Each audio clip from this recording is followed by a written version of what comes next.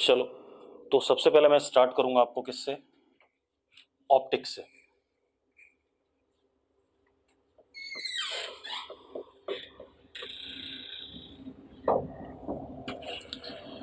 ठीक है, ऑप्टिक्स से स्टार्ट करते हैं। अब जरा देखो एक मिनट, ऑप्टिक्स ऑप्टिक्स की कहानी क्या है। हमारे पास ऑप्टिक्स के 2 या 3 ब्रांचेस हैं। ठीक है, एक हो गया हमारे पास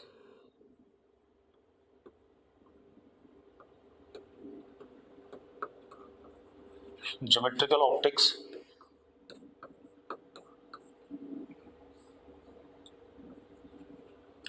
वेव ऑप्टिक्स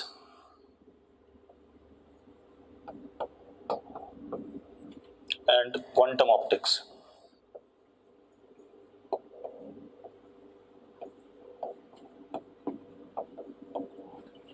तीन ब्रांचेस हैं,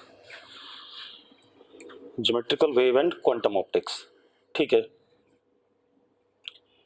अब कहानी क्या है, आप ऐसे देखो। सबसे पहले हम पढ़ना चाहेंगे सोर्स ऑफ लाइट।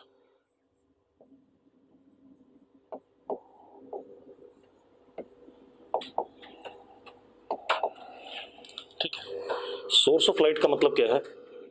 हमने क्या, light is what, electromagnetic radiation. हमने पढ़ा हुआ है इलेक्ट्रोमैग्नेटिक वेव्स वाले चैप्टर में कि लाइट क्या होता है, इलेक्ट्रोमैग्नेटिक रेडिएशन होता है। ठीक है, इतनी बात। तो light is electromagnetic radiations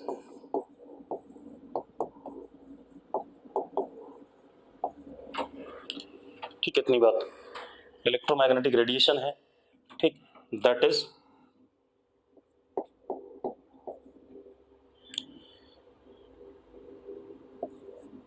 energy packets are associated with it. Energy packets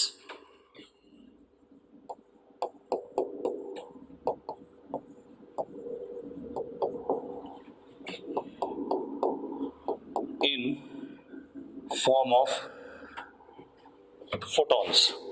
energy packets को हम क्या कहते हैं, फोटॉन्स कहते हैं।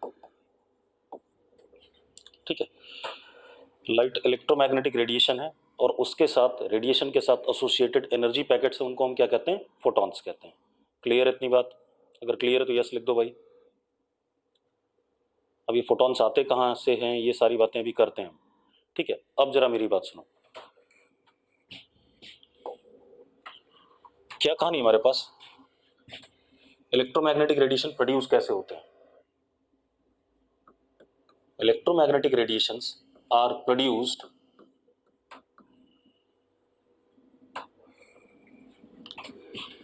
when there exist oscillating or accelerated charge system. अगर कोई ऑसिलेटिंग या एक्सेलरेटेड चार्ज सिस्टम है तो वो क्या एमिट करेगा, इलेक्ट्रोमैग्नेटिक रेडिएशन एमिट करेगा। क्लियर है? मैंने क्या कहा, अगर कोई ऑसिलेटिंग, ऑसिलेटिंग मतलब एक्सेलरेटेड ही हो गया, ऑसिलेशन हमेशा एक्सेलरेशन पे ही एक्सेलरेशन लेकर के बैठे होते हैं, या कोई एक्सेलरेटेड चार्ज सिस्टम है तो क्या प्रोड्यूस होगी, इलेक्ट्रोमैग्नेटिक रेडिएशन। इलेक्ट्रोमैग्नेटिक रेडिएशन क्या होते हैं, फोटॉन्स, उनके एनर्जी पैकेट्स होते हैं।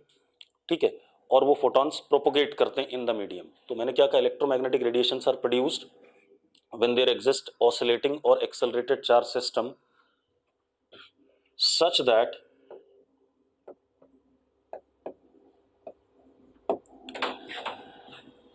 propagation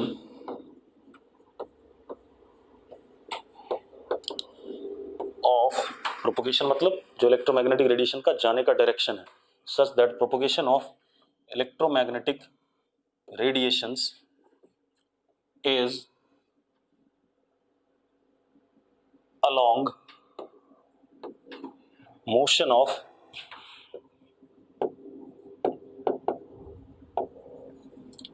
energy packets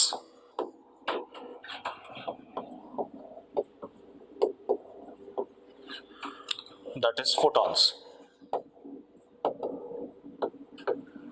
क्या कहानी आ गई कि जो इलेक्ट्रोमैग्नेटिक रेडिएशन चलेगा वो किसके डायरेक्शन में चलेगा, जिस डायरेक्शन में फोटॉन्स चलेंगे। ठीक है, इतनी बात। अब एक और चीज, इफ मीडियम इज होमोजेनियस, जिस मीडियम में इलेक्ट्रोमैग्नेटिक रेडिएशन प्रोड्यूस हो रहे हैं, if medium is homogeneous, homogeneous मतलब सेम मीडियम है, then photons move on straight line या electromagnetic radiation propagate in straight line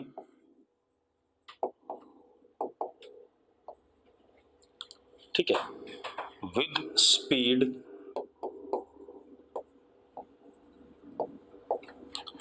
v is equal to c by mu। इसके बारे में भी हम पढ़ेंगे सारी बातें। अगर मीडियम होमोजीनियस है तो फोटॉन्स कितनी स्पीड से चलेंगे, v is equal to C by mu से। तो अब जरा ध्यान दो, तो मैंने क्या कहा, अगर मीडियम होमोजीनियस है तो हमारे पास जो लाइट होगी या इलेक्ट्रोमैग्नेटिक रेडिएशन होगा स्ट्रेट लाइन पे चलेगा with speed c by mu, where c is speed of light in vacuum and mu is refractive index of the medium. ठीक है, अब क्योंकि हमें ये पढ़ना ही नहीं है कि इलेक्ट्रोमैग्नेटिक रेडिएशन कैसे प्रोड्यूस हुई, ज्योमेट्रिकल ऑप्टिक्स में या वेव मतलब ऑप्टिक्स वाले चैप्टर में हमें ये चीज़ नहीं पढ़नी है। हमें क्या पढ़ना है, ज्योमेट्रिकल ऑप्टिक्स पढ़ना है, वेव ऑप्टिक्स पढ़ना है, क्वांटम ऑप्टिक्स पढ़ना है। ठीक है, इतनी बात। तो इस चीज़ को नहीं पढ़ना है तो हम सबसे पहले सोर्स ऑफ लाइट की बात करते हैं। अब मैंने आपको ये बता दिया सोर्स ऑफ लाइट क्या होगा, जहां पर भी एक्सेलरेटेड चार्ज सिस्टम होगा वहां पर इलेक्ट्रोमैग्नेटिक रेडिएशन या लाइट प्रोड्यूस होगी। क्लियर है बात? अगर क्लियर है तो यस लिख दो। मैंने क्या कहा आपसे, जहां पर भी आपके पास एक्सेलरेटेड चार्ज सिस्टम होगा वहां पर इलेक्ट्रोमैग्नेटिक रेडिएशन प्रोड्यूस होगा।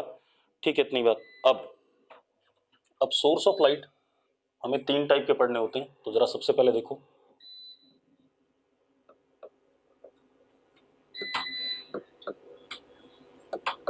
पहला पॉइंट और स्फेरिकल सोर्स।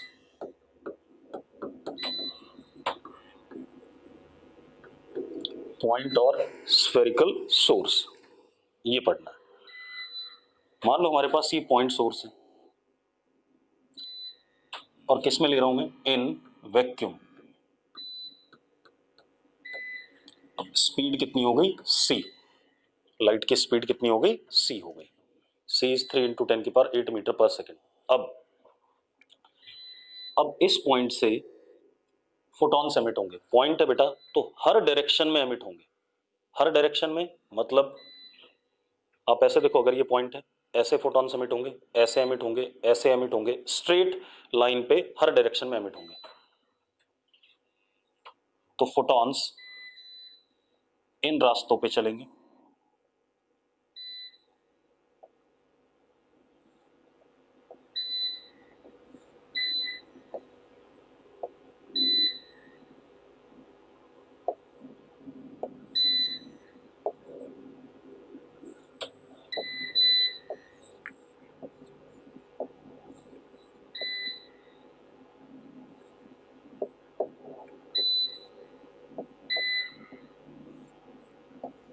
इन रास्तों पे क्या चलेंगे, फोटॉन्स, स्ट्रेट लाइंस पे।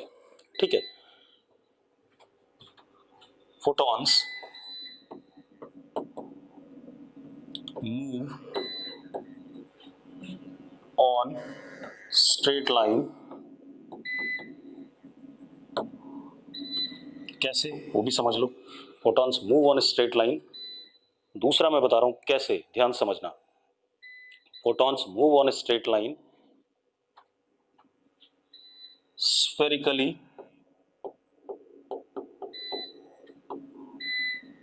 radial in direction।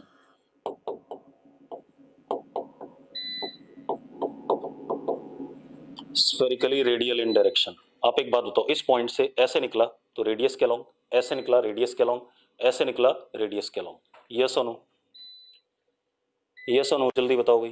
Photons move on straight line spherically radial in direction. Clear है बात? अगर क्लियर है तो यस लिख दो। ठीक है, अब मजेदार बात देखो, अगर फोटॉन निकले हैं तो सारे फोटॉन्स की स्पीड कितनी है? c है।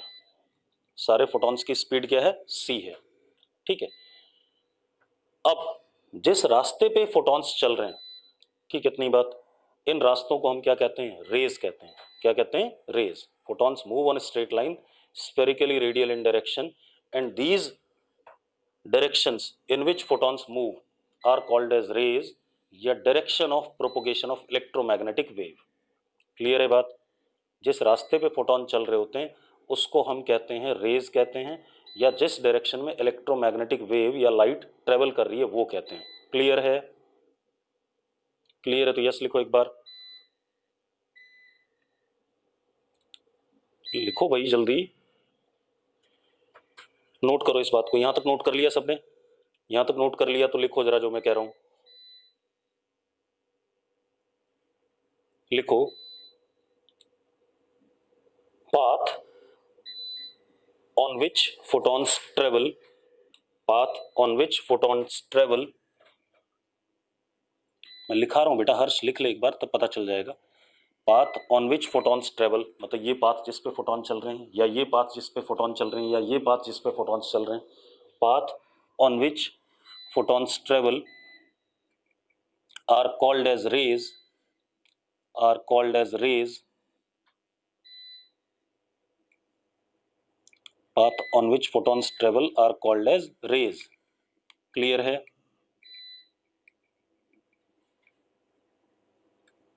ठीक है भाई, जिस रास्ते पे फोटॉन्स चल रहे हैं उसको हम क्या कहते हैं? रेज कहते हैं। कोई दिक्कत है किसी को? बोलो भाई जल्दी चैट बॉक्स में। अब आप एक चीज देखो, मेरी आवाज आ रही है कि नहीं आ रही है? एक बच्चा लिख रहा है वॉल्यूम एब्सेंट है। आवाज आ रही है कि नहीं आ रही है? क्लियर है भाई? तूने अपनी साइड पे बंद कर रखा होगा। अब सुनो, तो क्या कहानी है? मैंने क्या कहा? पाथ जिस पे फोटॉन्स चलते हैं उनको हम रेज कहते हैं। अब ध्यान सुनो, also this path refers, also this path refers, also this path refers, Vaniya भी बता रहा हूं चिंता ना कर। Also this path refers direction of propagation of light or electromagnetic wave. Also this path refers direction of propagation of light or electromagnetic wave। वानी एक बात सुनना, ये पॉइंट है, पॉइंट से अगर लाइट निकलेगी तो हर डायरेक्शन में निकलेगी कि नहीं निकलेगी? अगर बल्ब जल रहा है कोई स्फेरिकल तो हर डायरेक्शन में लाइट आती है कि नहीं आती है? वानी बताना जरा मुझे। ठीक है, तो एक बात बताओ, अगर हर डायरेक्शन में जा रहा है तो इसका मतलब जो पॉइंट से रेज निकल रही हैं या फोटॉन्स चल रहे हैं वो हर डायरेक्शन में जाएंगे कि नहीं जाएंगे? ठीक है, और अगर भूपेंद्र बेटा मैंने वॉल्यूम कनेक्ट कर रखा है, आपने वॉल्यूम ऑन नहीं किया अपना, मेरा वॉल्यूम आ रहा है कि नहीं आ रहा है? मेरा साउंड आ रहा है कि नहीं आ रहा है? पहले जल्दी बताओ। आ रहा है भाई भूपेंद्र, तुमने नहीं कनेक्ट किया है। एक मोबाइल पे ना नीचे लेफ्ट साइड में एक माइक जैसा सिंबल बना होगा, उसको टच करो।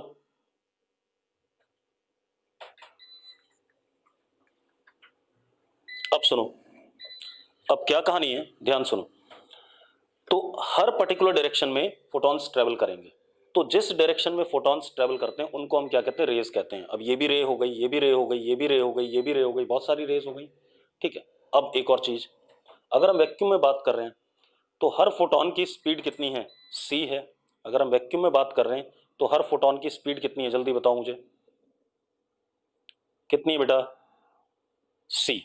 ठीक है, अब आप एक चीज देखो, जो फोटॉन टाइम जीरो पे निकले, टाइम जीरो पे जो फोटॉन निकले थे वो फोटॉन जो भी निकला था यहाँ से टाइम 0 पे, टी टाइम बाद कहाँ पहुँच जाएगा, यहाँ पहुँच जाएगा, कितना चल के, सी टी। भाई अगर टाइम 0 पे फोटोन एमिट होता है, time 0 photons emitted,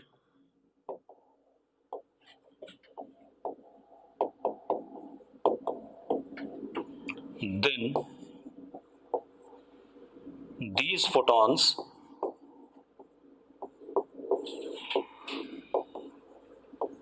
are at distance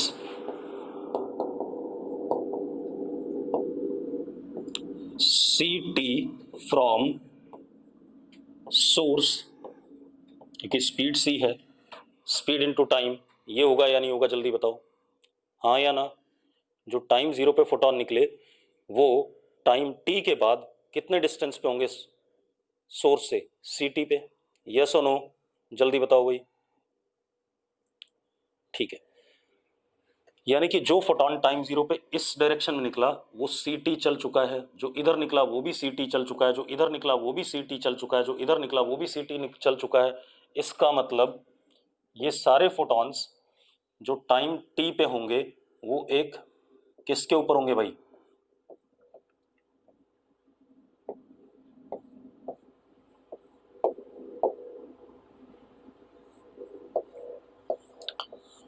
किसके ऊपर पाए जा रहे हैं, जल्दी बताओ मुझे, किसके ऊपर हैं सारे फोटॉन्स, जल्दी बताओ बेटा, किस चीज के ऊपर आ रहे हैं।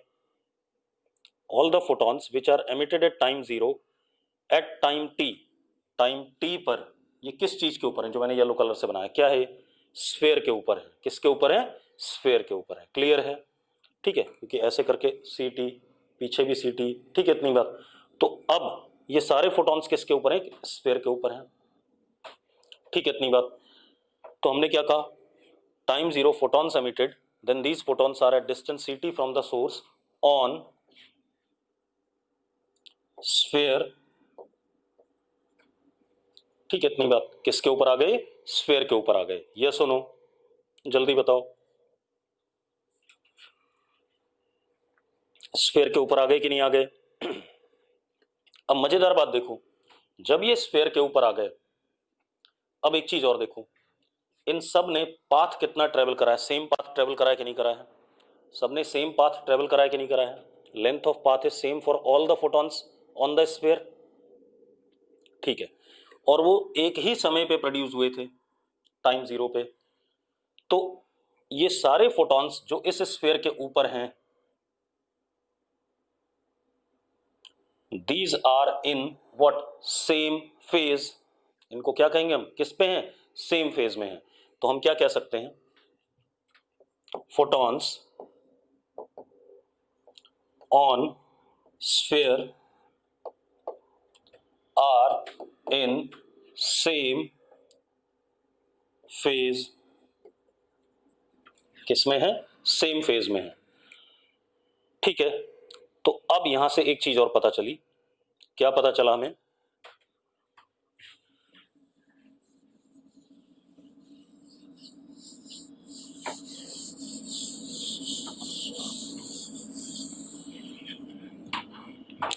ये जो स्फेयर बन रहा है ये लोकस है ऐसे फोटॉन्स का जो किसमें है, सेम फेज में है। भाई कोई भी ऐसी जगह या ऐसा सरफेस जिसपे सारे फोटॉन्स किसमें है, सेम फेज में है, उसको हम लोकस कहते हैं, ठीक है, इतनी बात। ऐसा सरफेस जिसमें सारे फोटॉन्स सेम फेज में हैं उसको हम क्या करें, locus.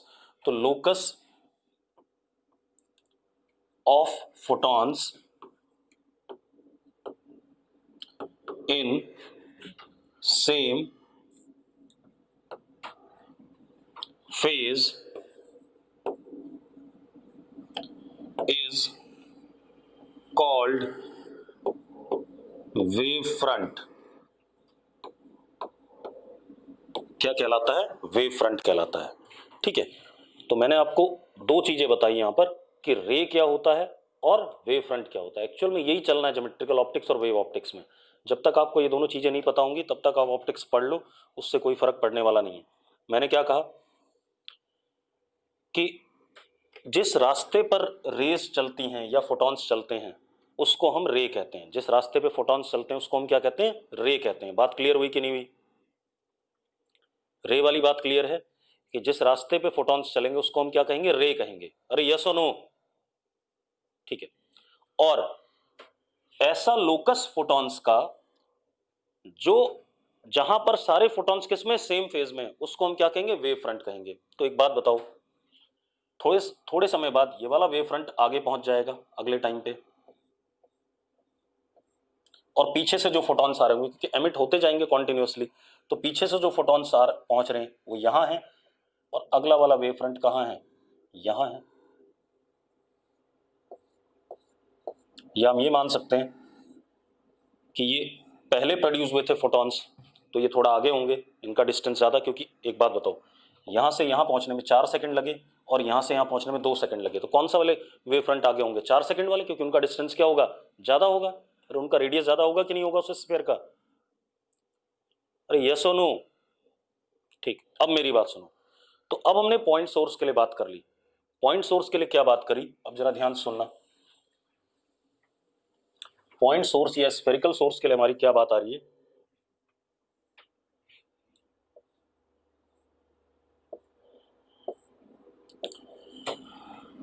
rays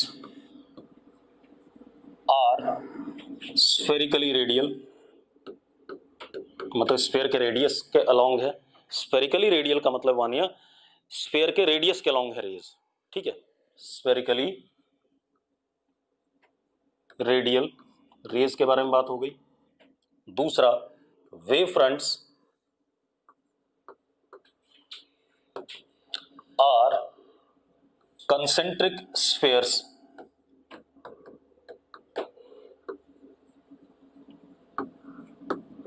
wave fronts are concentric spheres. Clear है इतनी बात? अगर इतनी बात क्लियर है तो यस लिख दो। Wave fronts are concentric spheres and rays are spherically radial, ठीक है। अब एक चीज और दिख रहा है, अगर रेज रेडियस के अलोंग है और वेव फ्रंट स्फेयर्स हैं, तो एक बात बताओ, रेज हमेशा परपेंडिकुलर होंगी कि नहीं होंगी वेव फ्रंट के? भाई रेडियस हमेशा स्फेयर के क्या होता है, परपेंडिकुलर होता है। ये अगर मैं यहां पे टेंजेंट बनाऊं ऐसे, तो 90 डिग्री बन रहा है कि नहीं बन रहा है, ठीक है। तो क्या कहानी है, यहां से एक चीज और कंक्लूड हुई, rays are always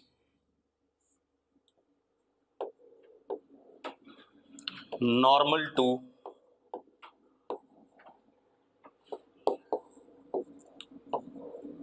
wave front, rays are always normal to wave front, ये बात कंक्लूड हुई। क्लियर इतनी बात, rays are always normal to wave front. अब कुछ चीजें हमने जान ली, क्या क्या समझा? पहली चीज हमने ये समझी कि कोई भी पॉइंट सोर्स है तो रेज या फोटोन का मोशन स्ट्रेट लाइन पे होता है, और कैसे, रेडियली, ठीक है इतनी बात। तो जिस डायरेक्शन में फोटॉन्स का मोशन होता है उसको हम क्या कहते हैं, रेज कहते हैं। मैं बार बार बता रहा हूं, आप नाटक करोगे बाद में। और जहां पर सेम फेज में होते हैं फोटॉन्स, उस सरफेस को हम वेव फ्रंट कहते हैं। क्लियर है इतनी बात? अगर इतनी बात क्लियर है तो यस करो। जिस रास्ते पे फोटॉन्स चलते हैं उनको रेज कहते हैं, और जिस सरफेस पे फोटॉन्स सेम फेज में होते हैं उसको हम क्या कहते हैं, वेव फ्रंट कहते हैं। क्लियर हो गई इतनी बात? चलो अब हम आगे बात करते हैं। ये तो हो गया पॉइंट सोर्स या स्फेरिकल सोर्स के लिए। अब अगला सोर्स जो हमें पढ़ना है दैट इज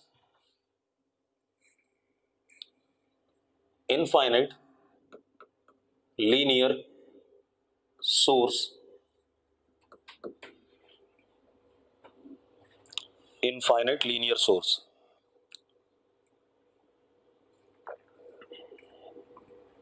अब इनफाइनाइट लीनियर सोर्स मतलब एक, या एक और चीज, और इनफाइनाइट सिलिंड्रिकल सोर्स।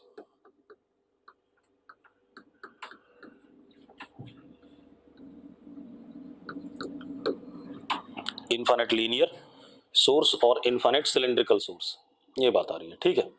अब मान लो हमारे पास एक इनफाइनाइट स्ट्रेट लाइट का सोर्स है, इनफाइनाइट है बेटा, मतलब मान लो ये मार्कर है आपके सामने, ये ऊपर इन्फिनिटी नीचे इन्फिनिटी। अब ये फोटॉन्स एमिट कर रहा है, तो हर डायरेक्शन में एमिट करेगा ऐसे। तो ऐसे रेज निकलेंगी, ऐसे निकलेंगी, ऐसे निकलेंगी, ऐसे निकलेंगी, ऐसे निकलेंगी, ऐसे निकलेंगी, ऐसे निकलेंगी, ऐसे निकलेंगी, मतलब ऐसे करके रेज हर डायरेक्शन में निकलेंगी कि नहीं निकलेंगी, जल्दी बताओ, यस और नो। ठीक है, अब अगर मैं ऐसे देखता हूं तो रेज ये निकल रही है, जरा देखो एक मिनट, ऐसे भी होंगी बेटा, ऐसे भी होंगी, ऐसे भी होंगी, ठीक है, क्योंकि बोर्ड के प्लेन पे तो मैं यही दिखा पाऊंगा।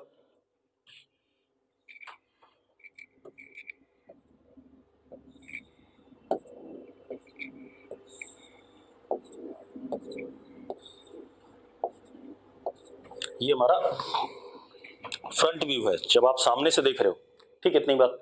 अगर आप ऐसे देखो, ये इनफाइनाइट सोर्स है, ऐसे बाहर इन्फिनिटी अंदर इन्फिनिटी, क्लियर है भाई। अगर आप ऊपर से देखो टॉप व्यू, मान लो ये आपके पास है, ये है, आगे इन्फिनिटी और इधर इन्फिनिटी, तो रेज जो निकल रही होंगी ऐसे निकल रही होंगी कि नहीं निकल रही होंगी, हर डायरेक्शन में ऐसे दिखेंगी आपको। तो इस केस में रेज ऐसे दिखेंगी जैसे आपको पिछले में दिख रही थी। आपका देखने का तरीका भी सही होना चाहिए भाई।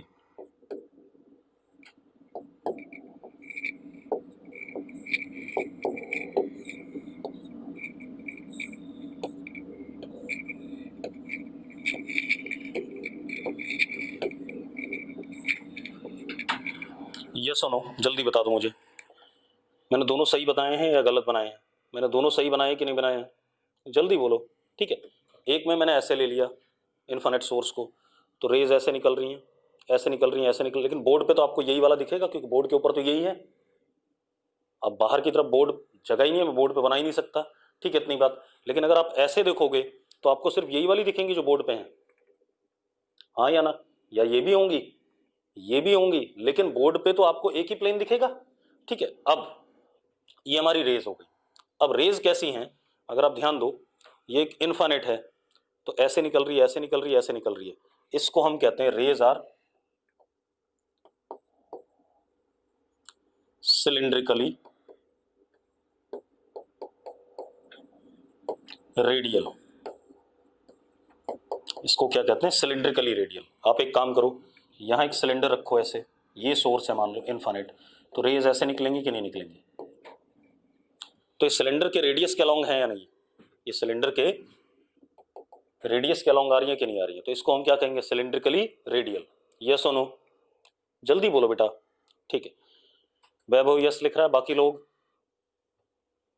बाकी लोग बेटा, मृदुल ने यस लिखा है, और कोई, जसलीन यस, महक यस, ठीक है, वानिया, ठीक है। अब सुनो, ये आ गया, ठीक है। अब इसके बाद अब हमें इसकी वेव फ्रंट्स देखनी है, तो एक बात बताओ, जो रे ऐसे निकली, टी टाइम बाद सी टी, टी टाइम बाद सी टी, टी टाइम बाद सी टी, टी टाइम बाद सी टी, टी टाइम बाद सी टी, अगर उसको मैं सरफेस बनाऊं तो क्या बनेगा, सिलेंडर बनेगा कि नहीं बनेगा, जल्दी बताओ मुझे, क्या बनेगा, सिलेंडर बनेगा कि नहीं बनेगा, जल्दी बोलो। ठीक है, तो यहां पर जो हमारे पास वेव फ्रंट बनेगा,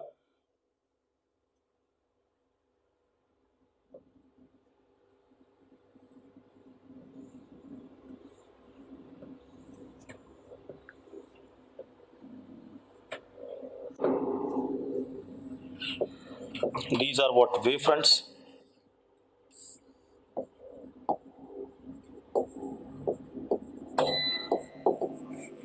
these are wave fronts। इनको हम क्या कहेंगे, कंसेंट्रिक सिलेंडर्स। वेव फ्रंट्स कैसी हो गई,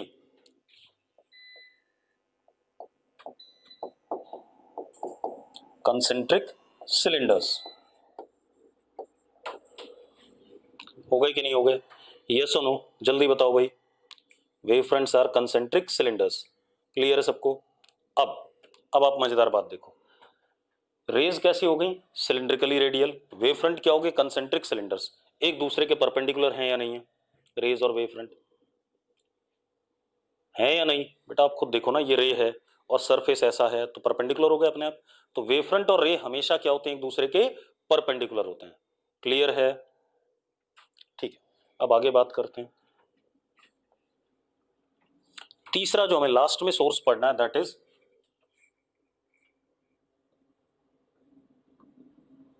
सोर्स एट इंफिनिटी। अगर सोर्स इंफिनिटी पे है, सोर्स एट इंफिनिटी, ठीक है। एक बात बताओ, अगर कोई सोर्स इंफिनिटी पे है कैसा दिखेगा आपको, कैसा दिखेगा जल्दी बताओ। अगर कोई सोर्स इंफिनिटी पे है आपको कैसा दिखेगा, जल्दी बोलो। पॉइंट दिखेगा, सही बात है, ठीक है। तो इंफिनिटी पे सोर्स है, मान लो बहुत दूर है आपसे, ये सोर्स है और आप यहां कहीं पर हो, ऑब्जर्वर बहुत दूर, ठीक है, इतनी बात। तो एक बात बताओ, पॉइंट है तो इससे रेज निकलेंगी रेडियली,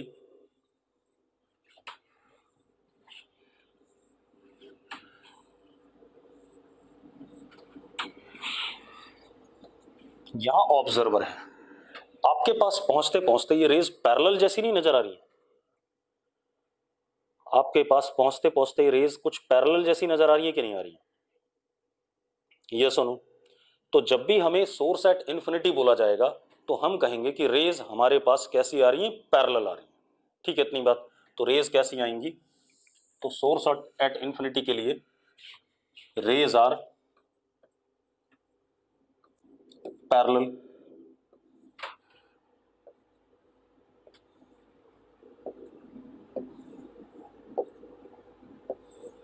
ये रेज हो गई ऐसे ऐसे ऐसे ऐसे ऐसे ऐसे ऐसे पैरेलल, ऐसे, ठीक है, इतनी बात। Rays are parallel. अब रेज पैरेलल है तो इनके परपेंडिकुलर अगर मैं कोई प्लेन लेता हूं, देखो मैंने ये रखा अपना मोबाइल, ये प्लेन परपेंडिकुलर हो गया, क्योंकि मैंने बताया था कि जो भी वेव फ्रंट और रे के बीच में रिलेशन होगा that is rays are always perpendicular to what wave front. तो यहां पर जो वेव फ्रंट बनेगा ये तो रेज हो गई बेटा हमारी, रेज आर पैरेलल। और वेव फ्रंट की बात करें हम, एक प्लेन ये बनाया मैंने ऐसे, ठीक है, एक प्लेन ये बनाया, दीज आर पैरेलल प्लेन्स, और इनको हम क्या कहेंगे, वेव फ्रंट। क्या कहेंगे, वेव फ्रंट। ये सुनो, ये सुनो, जल्दी बताओ भाई, ठीक है। अब इसके बाद अब हम आगे बात करते हैं, ये तो हो गया टाइप्स ऑफ सोर्स। अब अगली कहानी क्या है हमारे पास कि बेटा हमें तीन टाइप की ऑप्टिक्स पढ़नी है, ज्योमेट्रिकल, वेव और क्वांटम, ठीक है। तो लाइट तो इलेक्ट्रोमैग्नेटिक रेडिएशन है और उसके पास डुअल नेचर है, कभी कभी लाइट को हम एज अ वेव ट्रीट करेंगे, कभी कभी हम लाइट को एज क्या ट्रीट करेंगे, पार्टिकल ट्रीट करेंगे, ठीक है, इतनी बात। तो अंडर व्हाट कंडीशन हमें क्या ट्रीट करना है वो देखना है, ठीक है, इतनी बात। तो अब जरा देखो, एक मिनट, हाँ वान्या कुछ कहना चाहती है, जल्दी बोल, वान्या कुछ कहना चाहती है, वान्या कुछ कहना है, चलो नहीं कहना इसे कुछ, हम आगे देखते हैं। हाँ बता क्या कहना चाहती है, जल्दी बता, जल्दी लिख चैट बॉक्स में, बेटा जल्दी लिखो, टाइम खराब हो जाएगा वरना। चलो एक काम करते हैं, मैं बताता हूं। आपके पास मान लो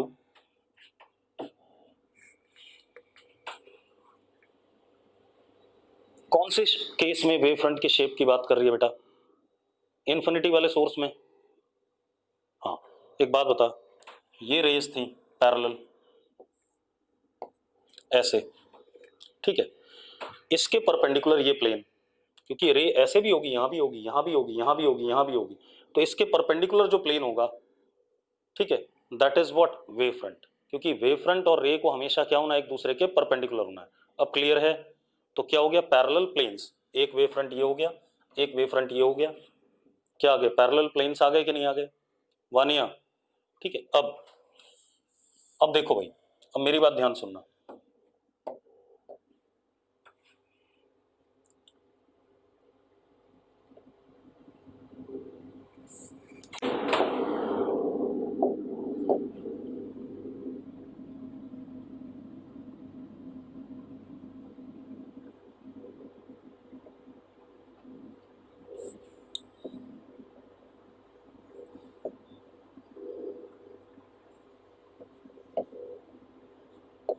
ये हमारे पास एक अपर्चर है, अपर्चर मतलब ओपनिंग। ये हमारे पास क्या है, अपर्चर है। It means what, opening. मतलब आप मान लो खिड़की है, ठीक है, इधर दीवार है, इधर दीवार है, बीच में जगह है, ठीक है। यहां पर हमारे पास स्क्रीन है,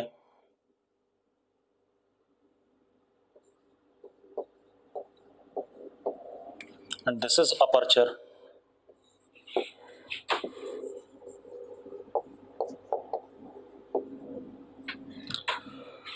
अब मान लेते हैं इन्फिनिटी से लाइट आ रही है,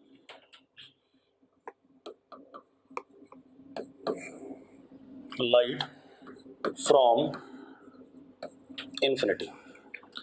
अब लाइट जब इन्फिनिटी से आएगी तो एक बात बताओ, लाइट जो इन्फिनिटी से आएगी वो पैरेलल रेज आएंगी कि नहीं आएंगी, पहले बताओ मुझे, कैसी आएंगी, पैरेलल रेज आएंगी कि नहीं, जल्दी बोलो। ठीक है, तो लाइट इन्फिनिटी से पैरेलल रेज की फॉर्म में आ रहा है, ये देखो।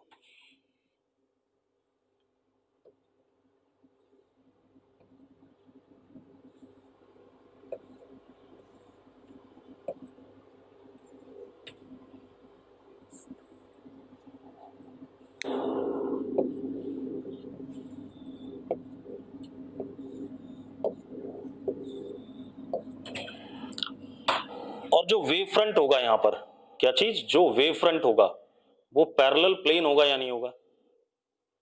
तो जो अपर्चर पे, यहां पर अपर्चर पे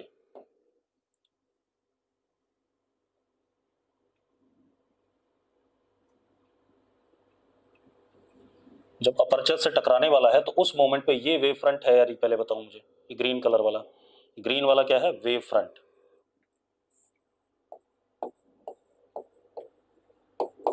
और येलो वाले क्या हैं, रेज हैं। ठीक है भाई।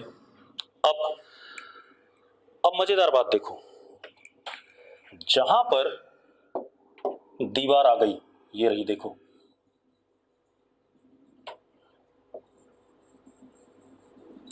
यहां वाली रेज ब्लॉक हो जाएंगी कि नहीं हो जाएंगी, जल्दी बताओ। यहां वाली लाइट ब्लॉक हो जाएगी कि नहीं हो जाएगी, अरे यस और नो। ठीक है, और जहां ये ओपनिंग है वहां से रेज सीधी जाएंगी कि नहीं जाएंगी। ठीक, अब एक चीज देखो, लेकिन आप ध्यान से देखना, अपर्चर के आने की वजह से इस वेव फ्रंट के शेप में हल्का सा क्या हो जाएगा, बेंट हो जाएगा। ये अब ये ग्रीन वाला पोर्शन कैसा था, प्लेन था, हल्का सा क्या हो गया, बेंट हो गया है। अब हल्का सा जब बेंट हुआ, अब जो रेज निकलेंगी वो वेव फ्रंट के क्या होती हैं, परपेंडिकुलर होती हैं, हमें पता है। तो इस बेंट के जब हम परपेंडिकुलर बनाएंगे,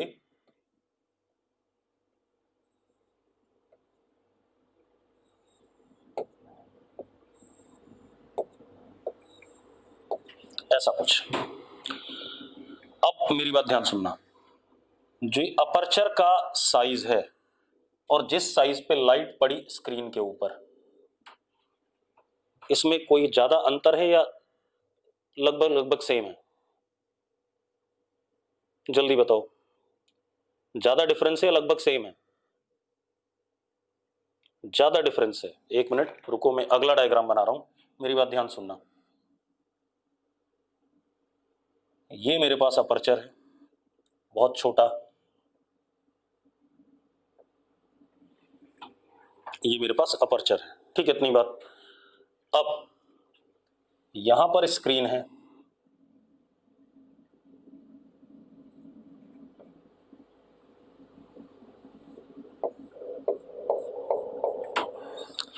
रेज आ रही हैं,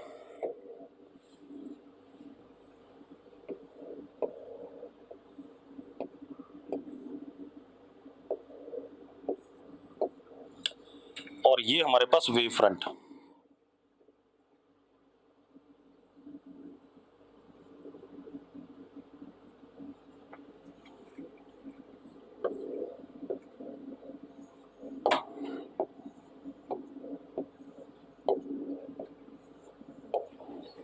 अब ज्यादा डिफरेंस है, पिछले वाले में ज्यादा डिफरेंस है।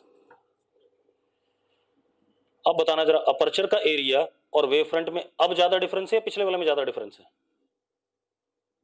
जो स्क्रीन पे एरिया आया, अब बहुत ज्यादा डिफरेंस है, हाँ या ना? तो अब एक मिनट मेरी बात ध्यान सुनना। आप देखो खेल हो क्या रहा है। खेल ये है कि अगर वेव फ्रंट का शेप ज्यादा चेंज नहीं होता है, अगर ये और कम कर देता मैं, मान लो ये थोड़ा सा और कम था,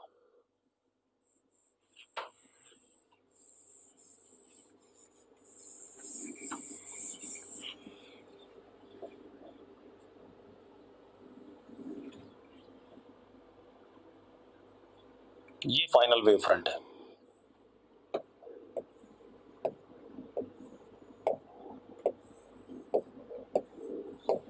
कोई खास चेंज आ रहा है क्या?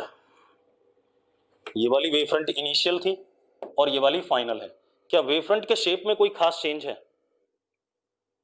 नहीं है। और वेव फ्रंट के शेप में कोई खास चेंज नहीं है, तो रेज में भी ज्यादा चेंज नहीं आया, रेज भी सीधी जाती हुई नजर आ रही है लगभग लगभग। लेकिन इसमें देखो वेव फ्रंट पहले कैसा था, ऐसा प्लेन इनिशियल, बाद में प्योरली क्या हो गया, कर्व हो गया, हो गया कि नहीं हो गया? और बाद में कर्व हो गया तो रेज में काफी ज्यादा चेंज आ गया, रेज काफी डेविएट हो गई कि नहीं हो गई, पहले बताओ मुझे, यस और no?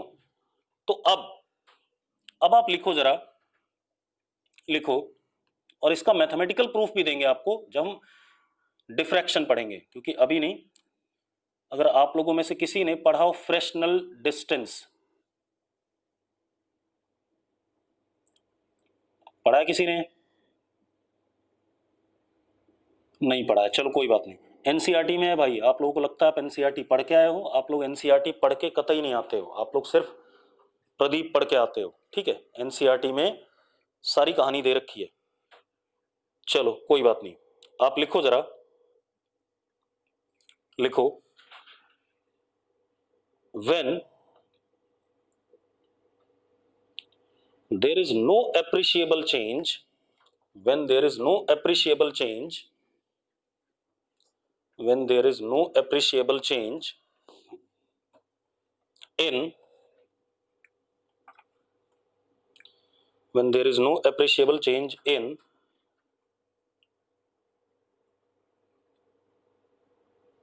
shape of wavefront, when there is no appreciable change in shape of wavefront,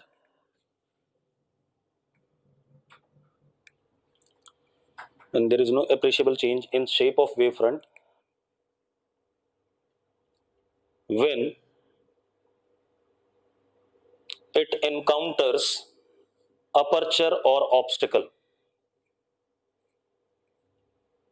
when it encounters aperture or obstacle,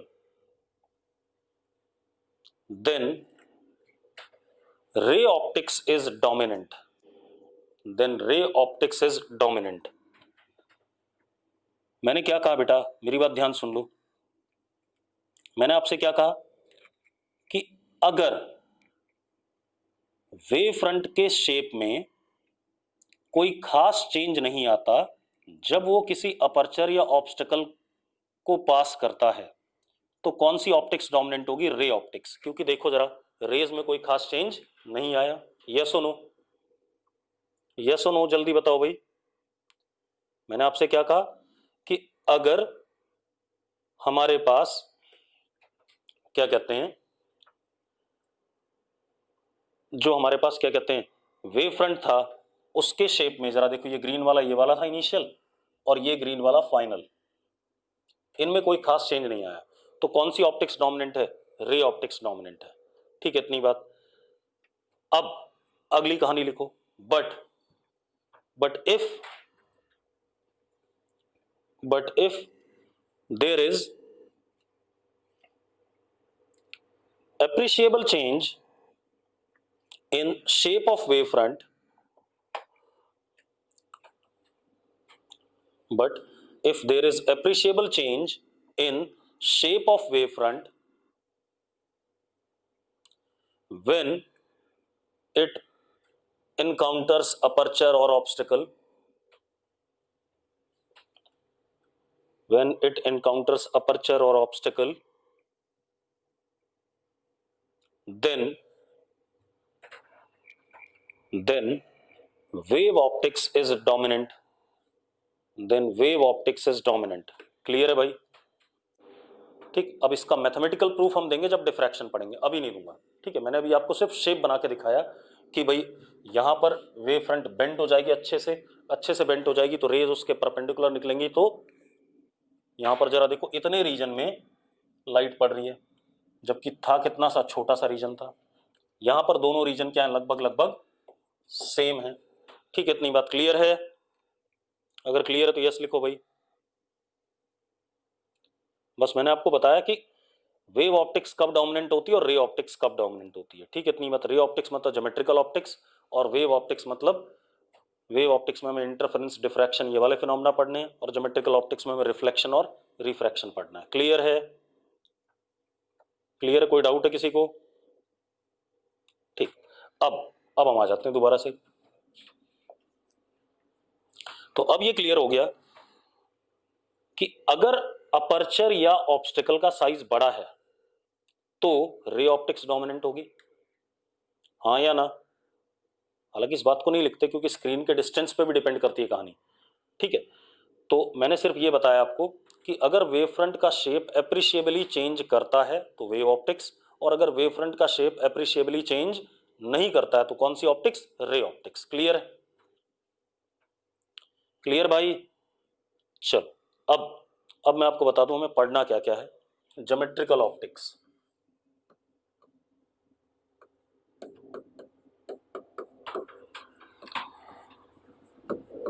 इसमें हमें पढ़ना है दो फिनोमेना, रिफ्लेक्शन और एक रिफ्रैक्शन।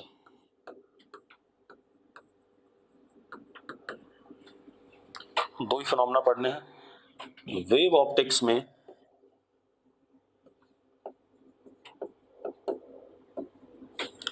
हमें पढ़ना है इंटरफेरेंस, और भी बहुत सारी चीजें होंगी लेकिन मैं मोटी मोटी बातें बता रहा हूं, एंड डिफ्रैक्शन। एक चीज और, पोलराइजेशन भी पढ़ लेंगे, हालांकि polarisation is part of electromagnetic waves. ठीक है, यहां का पार्ट नहीं। Interference, diffraction. तीसरी हमारे पास आती है क्वांटम ऑप्टिक्स, उसको हम मॉडर्न फिजिक्स में पढ़ेंगे। इसमें फोटो इलेक्ट्रिक इफेक्ट,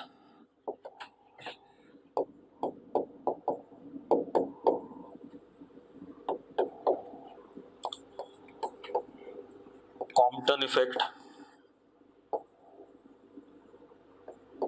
एटसेट्रा। ठीक है, इतनी बात, ये चीजें। तो अब पहले हम स्टार्ट करेंगे ज्योमेट्रिकल ऑप्टिक्स से। क्लियर है?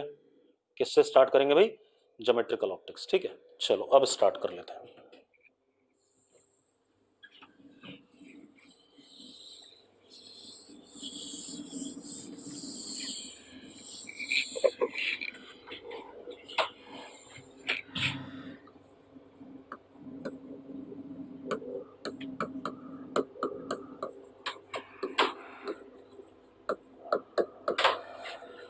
अब ये ध्यान रखना, वेव फ्रंट से कोई लेना देना नहीं, अब सारा लेना देना किससे? रेस से। ठीक है, वेव फ्रंट को भूल जाओ। अब क्या कहानी है?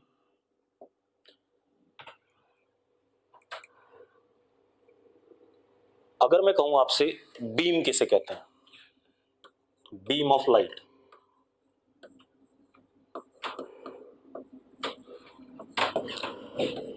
बंच ऑफ रेज, अगर रेज का बंच है उसको हम क्या कहते हैं? बीम ऑफ लाइट कहते हैं।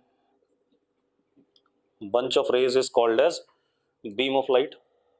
ठीक है, इतनी बात। मतलब बंडल ऑफ रेज या बंच ऑफ रेज, उसको हम क्या कहते हैं? बीम कहते हैं। ठीक है, तीन टाइप की।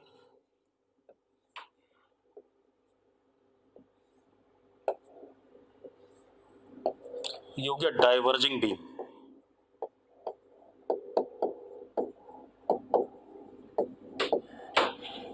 डाइवर्जिंग हो गया कि नहीं हो गया? एरोस की साइड में दूर जा रहा है, यस और नो? यस और नो, जल्दी बोलो भाई। अब अगर ऐसे हो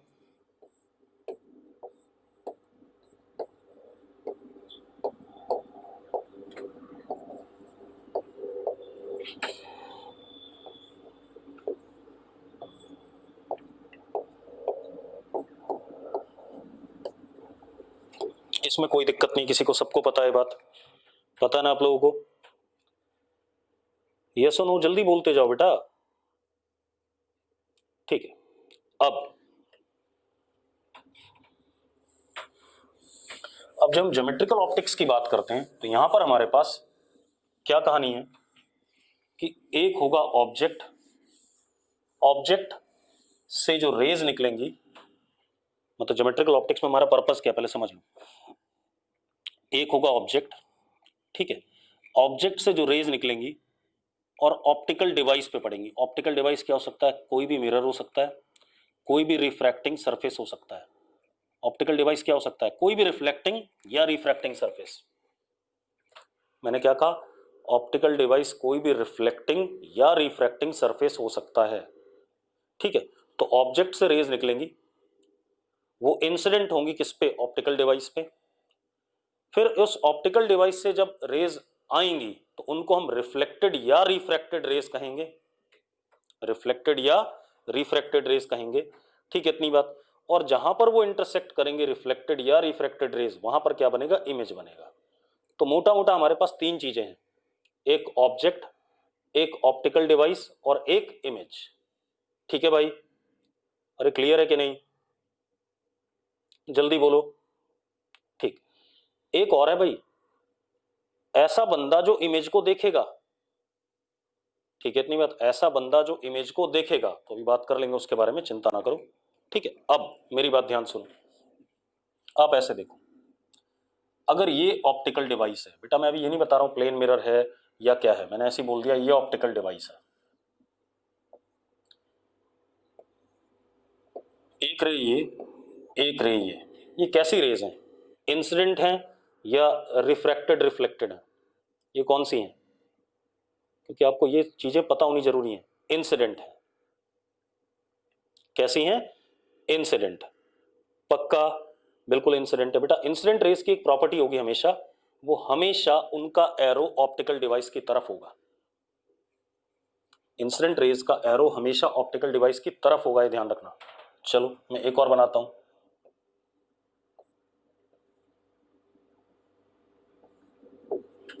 ये कैसी हैं? ये कैसी हैं?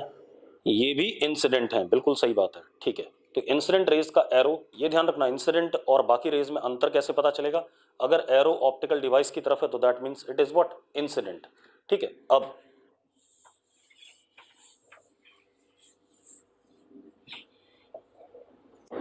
ये ऑप्टिकल डिवाइस है, ये क्या है भाई? ये क्या है? ये या तो रिफ्लेक्टेड है या रिफ्रैक्टेड है। बेटा कुछ नहीं कह सकते क्योंकि डिवाइस के बारे में नहीं पता, मिरर है या लेंस है, ठीक है। तो ये क्या चीज है? ये या तो रिफ्लेक्टेड है या रिफ्रैक्टेड है, दोनों में से कोई भी हो सकता है बेटा, ठीक है, इतनी बात। दैट डिपेंड्स कि डिवाइस कैसा है। लेकिन जो भी अवे फ्रॉम ऑप्टिकल डिवाइस होगा वो इन्हीं दोनों में जाएगा, रिफ्लेक्टेड में या रिफ्रैक्टेड में। क्लियर है? क्लियर है भाई? चल, अब सबसे पहले हम डिफाइन करना चाहेंगे ऑब्जेक्ट। ऑब्जेक्ट क्या होता है बताओ मुझे, व्हाट इज ऑब्जेक्ट? जो हम ऑप्टिक्स में ऑब्जेक्ट पढ़ते हैं वो क्या होता है, जल्दी बताओ। व्हाट इज ऑब्जेक्ट बेटा? मृदुल कह रहा है दैट एमिट्स लाइट। बेटा रेज के टर्म्स में बताओ, source of rays, incident rays बोलो ना फिर, सोर्स ऑफ इंसिडेंट रेज ये भी कह सकते हो। चलो मैं थोड़ा सा मैथमेटिकली बता दूं, लिखो जरा, लिखो, लिखो, position of intersection of incident raise, position of intersection of incident rays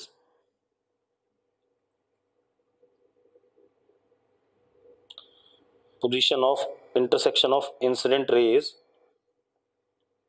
is position of object। जहां पर इंसिडेंट रेज इंटरसेक्ट करेंगी उसको हम क्या कहेंगे? ऑब्जेक्ट की पोजीशन कहेंगे। क्लियर है भाई? क्लियर है बेटा? ठीक।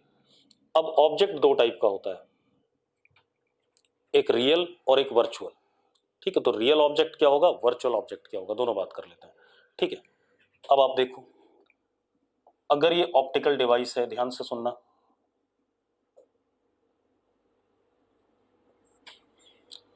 एक इंसिडेंट रे ये है और एक इंसिडेंट रे ये है।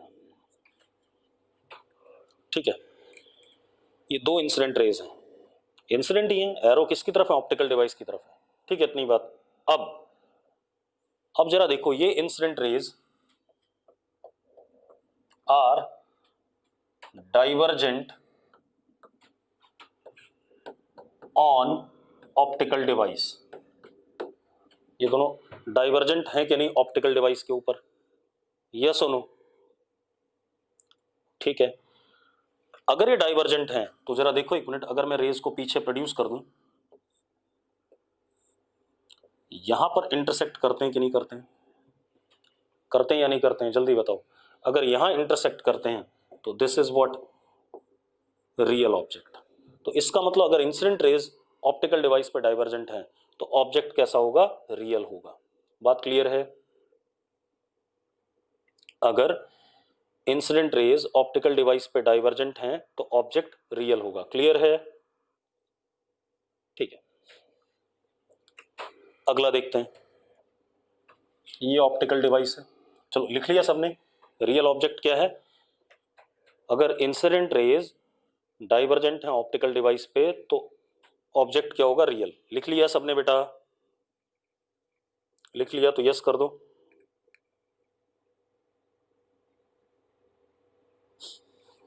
ठीक है, अब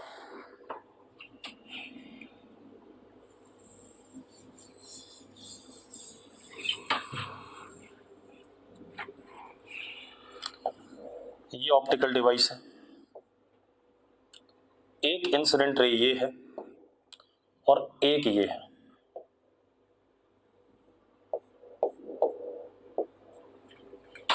अब एक बात बताओ, इंसिडेंट रेज कैसी हैं, इंसिडेंट रेज कैसी हैं, कन्वर्जेंट हैं या नहीं?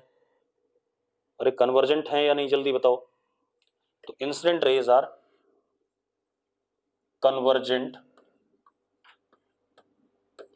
On optical device. तो अब जरा देखो ऑब्जेक्ट कहां जा रहा है, इसको पीछे प्रोड्यूस करो।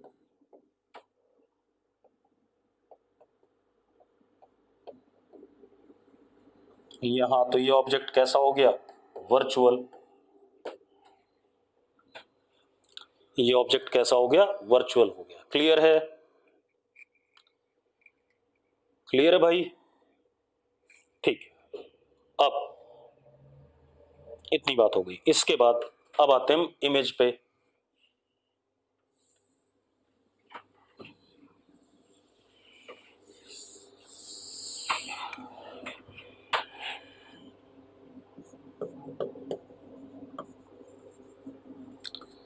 Position of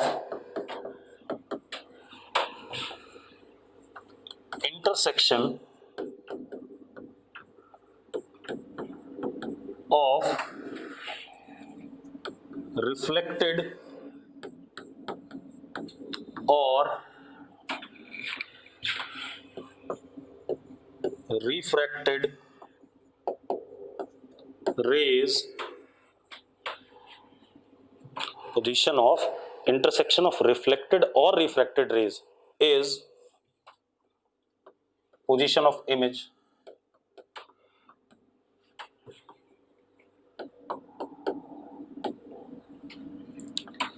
is position of image। Clear है भाई? क्लियर है तो यस लिख दो। अब मेरी बात सुनो ध्यान से, ध्यान सुनो।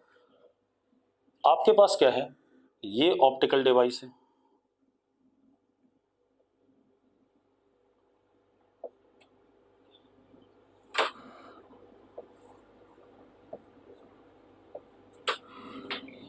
ये कैसी रेज हैं, या तो रिफ्लेक्टेड हैं या रिफ्रैक्टेड हैं। ठीक है, इतनी बात। अब अगर ये मिलती हैं आगे, यहां पर इमेज बन रहा है। ठीक है, एक बात बताओ, मैं क्या कह सकता हूं, इफ रिफ्लेक्टेड रेज या refracted rays are convergent, converging,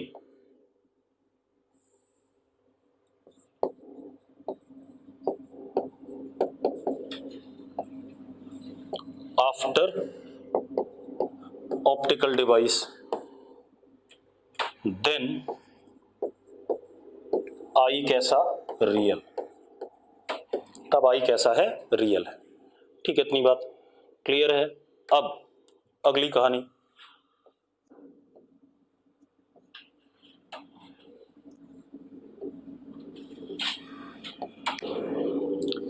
ये रिफ्लेक्टेड या रिफ्रैक्टेड रही है, अवे है, हाँ या ना।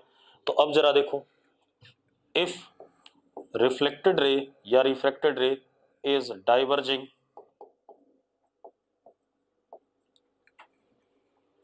ठीक है फ्रॉम ऑप्टिकल डिवाइस, देन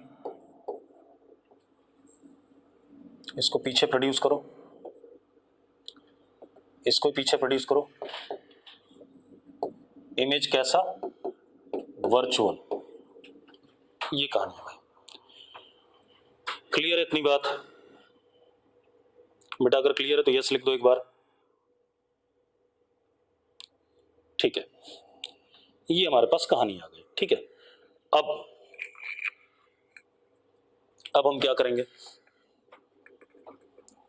ये तो हमने इमेज और ऑब्जेक्ट के बारे में बात कर ली। ठीक है, अब हमें ऑप्टिक्स के दो फिनोमेना पढ़ने हैं, एक क्या रिफ्लेक्शन और एक क्या रिफ्रैक्शन। ठीक है, इतनी बात।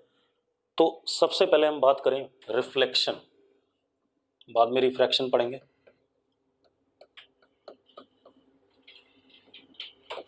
कोई बताना चाहेगा मुझे रिफ्लेक्शन क्या होता है? कोई बताना चाहे तो बता दो भाई, what is reflection?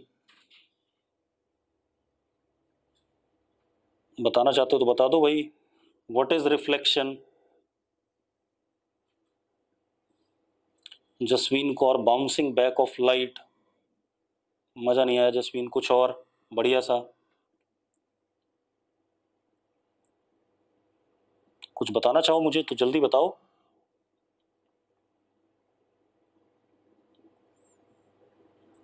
Propagation of light in same medium. अरे कैसी बात कर रहा है, तो रिफ्लेक्शन कहां से हो गया? चलो लिखो जरा, लिखो,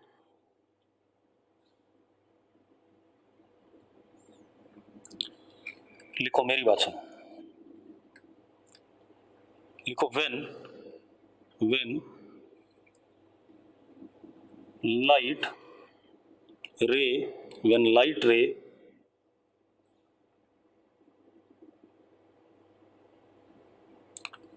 सफर्स, ऐसे नहीं, सफर्स नहीं, व्हेन लाइट रे partially or completely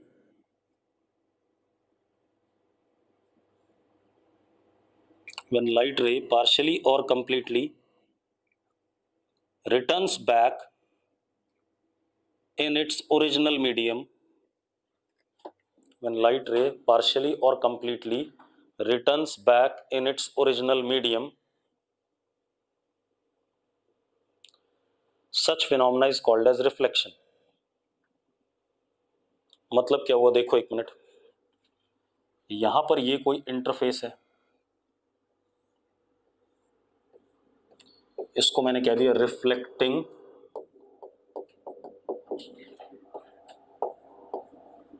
सरफेस। ठीक है, अब जरा देखो, लाइट ऐसे आई और ऐसे वापस चली गई, ऊपर मीडियम 1 और नीचे मीडियम 2।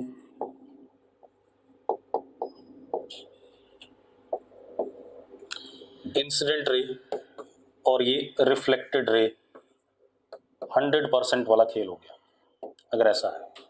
अगला देखते हैं, इंसिडेंट रिफ्लेक्टेड ये रिफ्रैक्टेड,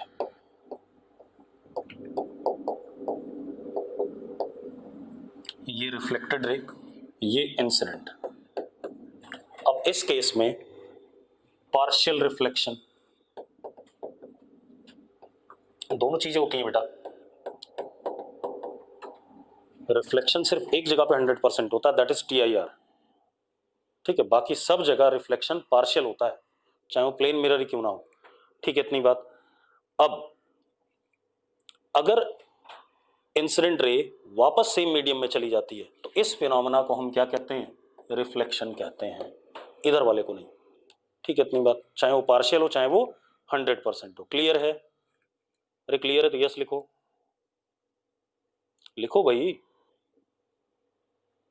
ठीक। अब मेरी बात सुनो। दूसरी चीज, अब मैं पहले लॉज लिखा दूं फिर आपसे पूछता हूं। अगर ये हमारे पास रिफ्लेक्टिंग सरफेस है, अब मैं सिर्फ रिफ्लेक्शन की बात करूंगा, रिफ्रैक्शन की बात नहीं करूंगा, ठीक है।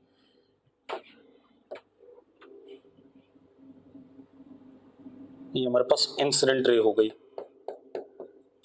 तो यहां पर हमने क्या बनाया, tangent.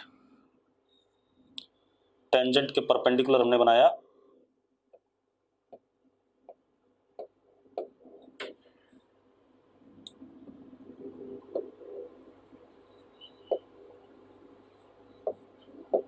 This is normal,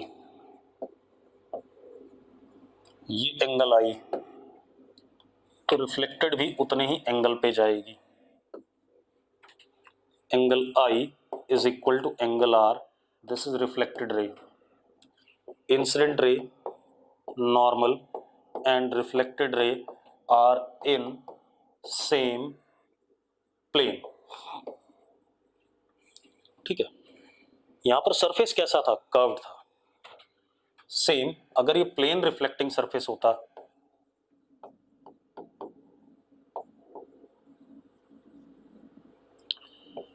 incident,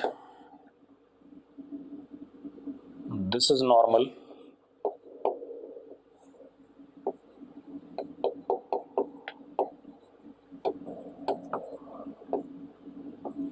तब भी ये सारी बातें सेम होती कि नहीं होती। तो क्या पता चला हमें, क्या पता चल रहा है कि भाई रिफ्लेक्टिंग सरफेस के शेप से कोई फर्क नहीं पड़ता है, ठीक है। इतनी बात। एंगल आई बराबर एंगल आर हमेशा होगा, और इंसिडेंट रे, नॉर्मल और रिफ्लेक्टेड रे क्या होंगी, एक ही प्लेन में होंगी। मेरी बात समझ में आ रही कि नहीं आ रही है? यही आपने पढ़ा हुआ शायद 11th-12th क्लास में, ये सुनो। अरे यही लॉ तो पढ़ा आपने, ठीक है।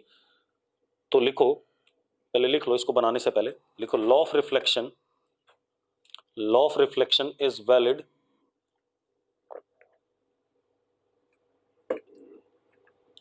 for any type of reflecting surface, for any type of reflecting surface, ठीक है, प्लेन और कर्व्ड। आज इतना ही करेंगे, ठीक है। इतनी बात, कल बात करेंगे, ठीक।